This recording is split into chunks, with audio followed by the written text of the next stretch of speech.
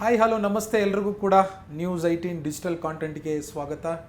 ನಾನು ಆಶಿಕ್ ಮುಲ್ಕಿ. ಸ್ನೇಹಿತರೆ, ಇತ್ತೀಚೆಗೆ ಭಾಳ ದೊಡ್ಡ ಪ್ರಮಾಣದಲ್ಲಿ ಚರ್ಚೆ ಮತ್ತು ಸಾರ್ವಜನಿಕ ವಲಯದಲ್ಲಿ ಆತಂಕ ಹುಟ್ಟಿಸಿದಂತಹ ಒಂದು ವಿಷಯ ಏನು ಅಂತಂದರೆ, UPI ಪೇಮೆಂಟ್ನಲ್ಲಿ ಕೇಂದ್ರ ಸರ್ಕಾರ ಮಾಡಿರುವಂಥ ಮಹತ್ವದ ಬದಲಾವಣೆಗಳು. ಹೇಗಪ್ಪ ಮುಂದಕ್ಕೆ ಇದರಿಂದ ನಮಗೇನಾದರೂ ತೊಂದರೆ ಆಗುತ್ತಾ? ಯಾಕೆ ಅಂತಂದರೆ, ಇತ್ತೀಚಿನ ದಿನಮಾನಗಳಲ್ಲಿ ಯಾರೂ ಕೂಡ ಜೇಬ್ನಲ್ಲಿ ಹಣವನ್ನು ಇಟ್ಕೊಂಡು ಓಡಾಡುವಂಥ ವಾತಾವರಣ ಇಲ್ಲ. ಎಲ್ಲರೂ ಕೂಡ QR ಕೋಡ್ ಸ್ಕ್ಯಾನ್ ಮಾಡುವಂಥದ್ದು ಅಥವಾ ನಂಬರಿಂದ ನಂಬರಿಗೆ ಹಣವನ್ನು ಟ್ರಾನ್ಸ್ಫರ್ ಮಾಡುವಂಥ ಆ ಪದ್ಧತಿಗೆ, ಒಂದು ಸಂಪ್ರದಾಯಕ್ಕೆ ನಾವೆಲ್ಲರೂ ಕೂಡ ಒಪ್ಕೊಂಡಿದ್ದೀವಿ. ಒಂದು ಡಿಜಿಟಲ್ ಮಾದರಿಯ ದೇಶ ಆಗುವತ್ತ ಭಾರತವು ಕೂಡ ಮುಂದೆ ಸಾಗ್ತಾ ಇರುವಂಥದ್ದು. ಈ ಹಿನ್ನೆಲೆಯಲ್ಲಿ UPI ಪೇಮೆಂಟ್ ಪ್ರಬಲವಾಗಿರುವಂಥ ಒಂದು ಮಹತ್ವದ ಪಾತ್ರವನ್ನು ಕೂಡ ವಹಿಸ್ತಾ ಇರುವಂಥದ್ದು.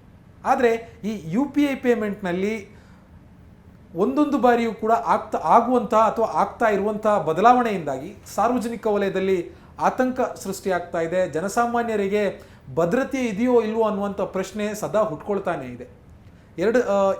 ಆಗಸ್ಟ್ 1ನೇ ತಾರೀಕು ಅಂದರೆ 2025 ಆಗಸ್ಟ್ 1ನೇ ತಾರೀಕಿನಂದು ಬಹಳ ದೊಡ್ಡ ಪ್ರಮಾಣದ ಬದಲಾವಣೆಗಳು ಈ ಒಂದು UPI ಪೇಮೆಂಟ್ನಲ್ಲಿ ಕೇಂದ್ರ ಸರ್ಕಾರ ಮಾಡಿತ್ತು. ಕೇಂದ್ರ ಸರ್ಕಾರ ಅಂತಂದರೆ national payment corporation of India NPCI ಸಂಸ್ಥೆಯವರು ಮಾಡಿದ್ರು. ಇದು ಕೇಂದ್ರ ಸರ್ಕಾರದ ಅಧೀನ ಸಂಸ್ಥೆ. ಈ ಸಂಸ್ಥೆಯಿಂದ ಮಹತ್ವದ ಬದಲಾವಣೆ ಕೂಡ ಆಗಿತ್ತು. ಅಂದರೆ ಎಷ್ಟು ಬಾರಿಗೆ ಒಂದು ದಿನಕ್ಕೆ 24 ತಾಸಿನಲ್ಲಿ ಎಷ್ಟು ಬಾರಿ ನಮ್ಮ ಬ್ಯಾಲೆನ್ಸನ್ನು ಚೆಕ್ ಮಾಡ್ಕೊಳ್ಬೋದು, ಎಷ್ಟು ಬಾರಿ ಪೇಮೆಂಟನ್ನು ಮಾಡ್ಬೋದು, ಎಷ್ಟು ಬಾರಿ ಹಣವನ್ನು ರಿಸೀವ್ ಮಾಡ್ಬೋದು, ಯಾವೆಲ್ಲ ರೀತಿಯಾಗಿ ಬ್ಯಾಂಕ್ ಮತ್ತು UPI ಪೇಮೆಂಟನ್ನು ಬಳಸ್ಕೊಂಡು ಏನೆಲ್ಲ ಕ್ರೈಟೀರಿಯಾಗಳನ್ನು ಅಳವಡಿಕೆ ಮಾಡ್ಕೋಬೇಕು, ಯಾವೆಲ್ಲ ಲಿಂಕ್ಗಳನ್ನು ಮಾಡಬೇಕು ಅನ್ನುವಂಥ ರೀತಿಯಲ್ಲಿ ಒಂದಿಷ್ಟು ಬದಲಾವಣೆಗಳು ಆಗಸ್ಟ್ 1ನೇ ತಾರೀಕಿಂದ ಜಾರಿಯಾಗಿತ್ತು. ಈಗ ಅದು ಪ್ರಸಕ್ತವಾಗಿ ಜಾರಿಯಲ್ಲಿದೆ. ಆದರೆ ಸೆಪ್ಟೆಂಬರ್ 1ನೇ ತಾರೀಕಿಂದ ಮತ್ತೊಂದು ಬದಲಾವಣೆ ಈ UPI ಪೇಮೆಂಟ್ನಲ್ಲಿ ಆಗ್ತಾ ಇರುವಂಥದ್ದು. ನೀವು ಗೂಗಲ್ ಪೇ ಬಳಸಿ, ಫೋನ್ಪೇ ಬಳಸಿ ಅಥವಾ ರೇಸರ್ ಪೇ ಬಳಸಿ, ಯಾವುದೇ ರೀತಿಯಾಗಿರುವಂಥ UPI ಪೇಮೆಂಟ್ ಆ್ಯಪ್ಗಳನ್ನು ಬಳಸಿದ್ರೂ ಕೂಡ ಈ ಒಂದು ಬದಲಾವಣೆಗೆ ನೀವು ಸೆಪ್ಟೆಂಬರ್ 1ರಿಂದನೇ ಒಪ್ಕೊಳ್ಬೇಕಾಗುತ್ತೆ. ಹಾಗಿದ್ರೆ ಅದು ಏನು ಬದಲಾವಣೆ ಅನ್ನುವಂಥದ್ದನ್ನು ಕೂಡ ನಾನು ನಿಮಗೆ ಎಕ್ಸ್ಪ್ಲೈನ್ ಮಾಡ್ತೀನಿ. ಆದರೆ ಅದಕ್ಕೂ ಮೊದಲು ನೀವಿನ್ನೂ ಕೂಡ ನ್ಯೂಸ್ 18 ಯೂಟ್ಯೂಬ್ ಚಾನಲನ್ನು ಸಬ್ಸ್ಕ್ರೈಬ್ ಮಾಡಿಲ್ಲ ಅಂತಂದರೆ ಈ ಕೂಡಲೇ ಸಬ್ಸ್ಕ್ರೈಬ್ ಮಾಡಿ. ಜೊತೆಗೆ ನಮ್ಮ ಸೋಷಿಯಲ್ ಮೀಡಿಯಾ ಪ್ಲ್ಯಾಟ್ಫಾರ್ಮ್ಗಳಾಗಿರುವಂಥ ಫೇಸ್ಬುಕ್ ಇರ್ಬೋದು, ಟ್ವಿಟರ್ ಇರ್ಬೋದು, ಇನ್ಸ್ಟಾಗ್ರಾಮ್ ಮುಂತಾದ ಪ್ಲ್ಯಾಟ್ಫಾರ್ಮ್ಗಳನ್ನು ಕೂಡ ಫಾಲೋ ಮಾಡಿ. ಆಗಸ್ಟ್ 1ನೇ ತಾರೀಕಿನಿಂದ ಏನು ಹೊಸ ವಿಚಾರಗಳು, ಹೊಸ ನಿಯಮಾವಳಿಗಳು ಒಂದು ಜಾರಿಯಾಗಿತ್ತು, ಅದೇ ಪ್ರಕಾರವಾಗಿ ಸೆಪ್ಟೆಂಬರ್ 1ನೇ ತಾರೀಕಿನೂ ಕೂಡ ಒಂದು ಮಹತ್ವದ ಬದಲಾವಣೆಯನ್ನು ಮಾಡೋದಕ್ಕೆ NPCI ಅಂದರೆ national payment corporation of India ಅವರು ಮುಂದಾಗ್ತಾ ಇರುವಂಥದ್ದು. ಈಗಾಗಲೇ ಎಲ್ಲ ಬ್ಯಾಂಕ್ಗಳಿಗೂ ಕೂಡ ಮತ್ತು UPI ಅಗ್ರಿಗೇಟರ್ ಕಂಪ್ನಿಗಳಿಗೂ ಕೂಡ ಈ ಬಗ್ಗೆ ಒಂದು ಮಾಹಿತಿಯನ್ನು ಕೂಡ NPCI ಅವರು ಕೊಟ್ಟಿದ್ದಾರೆ. ಹಾಗಿದ್ರೆ ಅದು ಏನು ಬದಲಾವಣೆ ಅನ್ನುವಂಥದ್ದನ್ನು ಕೂಡ ನಿಮಗೆ ಎಕ್ಸ್ಪ್ಲೈನ್ ಮಾಡ್ತಾ ಹೋಗ್ತೀನಿ. ಮತ್ತು ಯಾಕೆ ಈ ಬದಲಾವಣೆಯನ್ನು ನ್ಯಾಷನಲ್ ಪೇಮೆಂಟ್ ಕಾರ್ಪೊರೇಷನ್ ಆಫ್ ಇಂಡಿಯಾಯಿಂದ ಆಗ್ತಾ ಇದೆ ಅನ್ನುವಂಥದ್ದು ಕೂಡ ಎಕ್ಸ್ಪ್ಲೈನ್ ಮಾಡ್ತೀನಿ. ಮುಖ್ಯವಾಗಿ ನಿಮಗೆ ಗೊತ್ತಿದೆ, P2P, ಈ P2P ಅನ್ನುವಂಥ ಆಪ್ಷನ್ ಏನಿದೆ, ಇದರಿಂದಾಗಿ ಸಾಕಷ್ಟು ಅನುಕೂಲಗಳೆಷ್ಟಿದೆಯೋ ಅಷ್ಟೇ ಪ್ರಮಾಣದಲ್ಲಿ ಈ ಒಂದು P2P ಆಪ್ಷನ್ ದುರ್ಬಳಕೆಯೂ ಕೂಡ ಆಗ್ತಾ ಇತ್ತು ಅನ್ನುವಂಥದ್ದು ನಿಮಗೂ ಕೂಡ ಗೊತ್ತಿದೆ. ಈ ಸ್ಕ್ಯಾಮ್ ಮಾಡೋರಿಗೆ ಅಥವಾ ಈ ಫ್ರಾಡ್ ಮಾಡುವವರಿಗೆ ಈ ಒಂದು P2P ಆಪ್ಷನ್ ಭಾಳ ದೊಡ್ಡ ಮಟ್ಟದಲ್ಲಿ ಸ್ಕ್ಯಾಮ್ ಮತ್ತು ಫ್ರಾಡ್ ಮಾಡೋದಕ್ಕೆ ಒಂದು ಹೆಬ್ಬಾಗಿಲಿನ ರೀತಿಯಲ್ಲಿ ಅವರಿಗೊಂದು ಅವಕಾಶವನ್ನು ಒದಗಿಸ್ಕೊಡ್ತಾ ಇತ್ತು. ಹಾಗಿದ್ರೆ ಈ P2P ಅನ್ನುವಂಥದ್ದನ್ನು ನಾನು ಸಿಂಪಲ್ ಆಗಿ ನಿಮಗೆ ಎಕ್ಸ್ಪ್ಲೈನ್ ಮಾಡ್ತೀನಿ.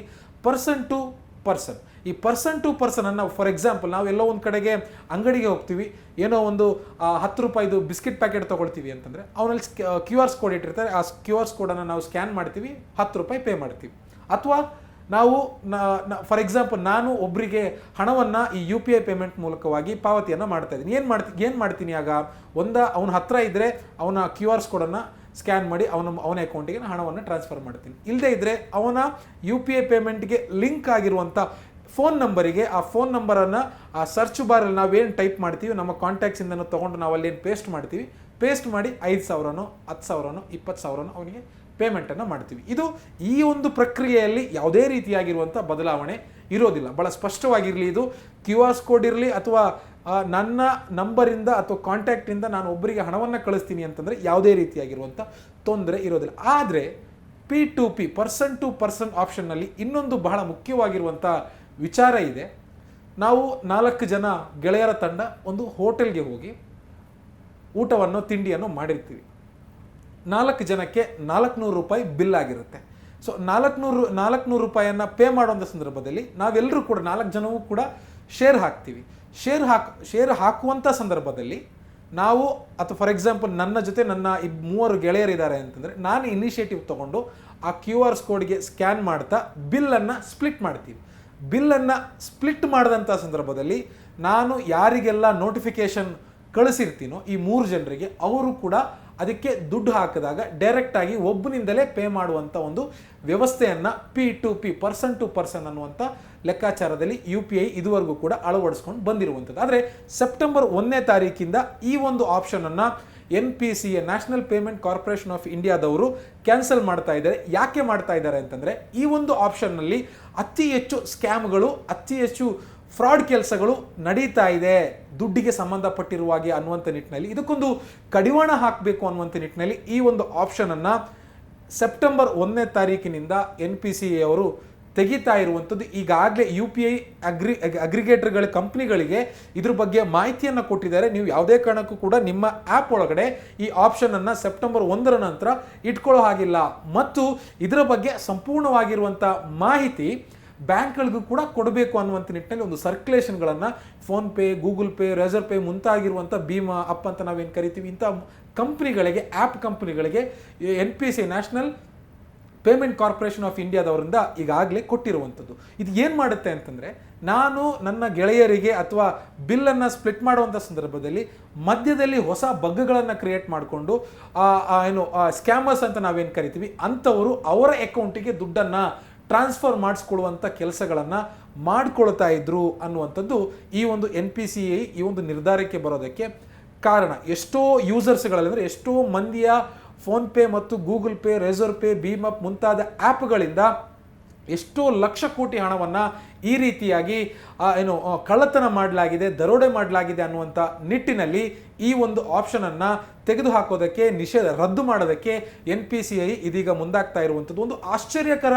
ಸಂಗತಿ ಏನು ಅಂತಂದರೆ ಈ ಒಂದು ಪೇಮೆಂಟ್ ಮೆಥಡ್ ಮೂಲಕ ಕಂಪ್ನಿಗೆ ಅಂದರೆ ಒಟ್ಟಾರೆ ಇದುವರೆಗೂ ಕೂಡ ಬಂದಿರುವಂಥ ಆಗಿರುವಂಥ ಟ್ರಾನ್ಸಾಕ್ಷನ್ ಎಷ್ಟು ಅಂತಂದರೆ ಇಂಡಿಯಾದಲ್ಲಿ 7.07 ಬಿಲಿಯನ್ನಷ್ಟು ಟ್ರಾನ್ಸಾಕ್ಷನ್ ಈ ಒಂದು ಆಪ್ಷನ್ ಮೂಲಕವಾಗಿ ಇದುವರೆಗೂ ಕೂಡ ನಮ್ಮ ದೇಶದಲ್ಲಿ ಪೇಮೆಂಟ್ಗಳು ಆಗಿದೆ. ಆದರೆ ಇಷ್ಟು ದೊಡ್ಡ ಆದಾಯ ಅಥವಾ ಇಷ್ಟು ದೊಡ್ಡ ಟ್ರಾನ್ಸಾಕ್ಷನ್ ನಡೆಯುವಂಥ ಒಂದು ಆಪ್ಷನನ್ನೇ ನ್ಯಾಷನಲ್ ಪೇಮೆಂಟ್ ಕಾರ್ಪೊರೇಷನ್ ಆಫ್ ಇಂಡಿಯಾದವರು ತೆಗೆದು ಹಾಕ್ತಾರೆ ಅಂತಂದರೆ ಇದು ಎಷ್ಟರ ಪ್ರಮಾಣದಲ್ಲಿ ಸ್ಕ್ಯಾಮರ್ಸಿಗೆ, ಫ್ರಾಡ್ಗಳಿಗೆ ಅನುಕೂಲ ಮಾಡಿಕೊಡ್ತಿತ್ತು ಅನ್ನುವಂಥದ್ದನ್ನು ನಾವಿಲ್ಲಿ ಅರ್ಥ ಮಾಡ್ಕೋಬೇಕಾಗುತ್ತೆ. 7.07 ಬಿಲಿಯನ್ ಅಂತಂದರೆ ಕೋಟ್ಯಾಂತರ ಲಕ್ಷ ಕೋಟಿ ರೂಪಾಯಿಯನ್ನು ಈಗಾಗಲೇ ಸ್ಕ್ಯಾಮರ್ಸ್ಗಳು ಈ ರೀತಿಯಾಗಿ ತಿಂದು ತೆಗೆದಿದ್ದಾರೆ. ಹೀಗಾಗಿ ಇದರಿಂದ ಆಗ್ತಾ ಇರುವಂಥ ಅನಾನುಕೂಲತೆಗಳನ್ನು ತಪ್ಪಿಸೋದಕ್ಕೆ ಈ P2P ಅನ್ನುವಂಥ ಪರ್ಸನ್ ಟು ಪರ್ಸನ್ ಅನ್ನುವಂಥ ಒಂದು ಆಪ್ಷನನ್ನು NPCA ಅಧಿಕಾರಿಗಳು ತೆಗೆದು ಹಾಕ್ತಾ ಇರುವಂಥದ್ದು. ಇದ್ರ ಬಗ್ಗೆ ಭಾಳ ಅಧ್ಯಯನವನ್ನು ಮಾಡಿದ್ದಾರೆ. ಗ್ರೌಂಡಲ್ಲಿ ಯಾವ ರೀತಿಯಾಗಿ ಇದನ್ನು ಸಾಧಕ ಬಾಧಕ ಎಲ್ಲವನ್ನೂ ಕೂಡ ಚರ್ಚೆ ಮಾಡಿ ಈಗಾಗಲೇ UPI ಅಗ್ರಿಗೇಟರ್ಗಳಿಗೆ ಇದನ್ನು ತೆಗೆದು ಹಾಕಿ ಅನ್ನುವಂಥ ಒಂದು ಸೂಚನೆಯನ್ನು ಕೂಡ ಕೊಟ್ಟಿರುವಂಥದ್ದು. ಸೆಪ್ಟೆಂಬರ್ 1ನೇ ತಾರೀಕು ನಂತರ ಯಾವುದೇ ಕಾರಣಕ್ಕೂ ಕೂಡ ಇದನ್ನು ಬಳಕೆ ಮಾಡೋ ಆಗಿಲ್ಲ ಅನ್ನುವಂಥದ್ದು NPCA ಕೊಟ್ಟಿರುವಂಥ ತಾಕೀತು.